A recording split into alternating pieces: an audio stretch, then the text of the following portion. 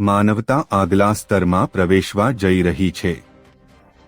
હું તમને કહું છું, ઘણી બધી વસ્તુઓ જેને તમે જીવન તરીકે માનતા હતા એટલું જ નહીં, તે નિરર્થક, અપ્રસ્તુત બની જશે, ભૂલી જશે. જેમ કે કેવી રીતે દરરોજ શિકાર માટે જવું, પ્રાણીઓને મારી નાખવું અને ખાવું એ જીવનશૈલી તરીકે માનવતા હવે વ્યવહારિક રીતે ભૂલી ગઈ છે. એ જ રીતે નોકરી માટે જવાનું ભૂલી જશે. પગાર માટે કામ કરવાનું ભૂલાઈ જશે.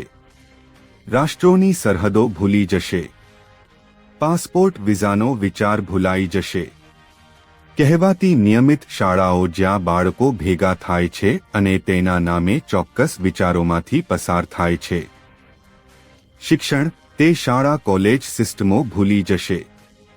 જીવન સંપૂર્ણ અખંડિતતા સાથે સંરેખિત થશે, કારણ કે જ્યારે લોકોને અહેસાસ થશે કે અખંડિતતા ખૂટે છે, તેમના આત્મા વિરુદ્ધ ગુનો છે જે તેમને નરક જેવા ક્ષેત્રમાં લઈ જશે.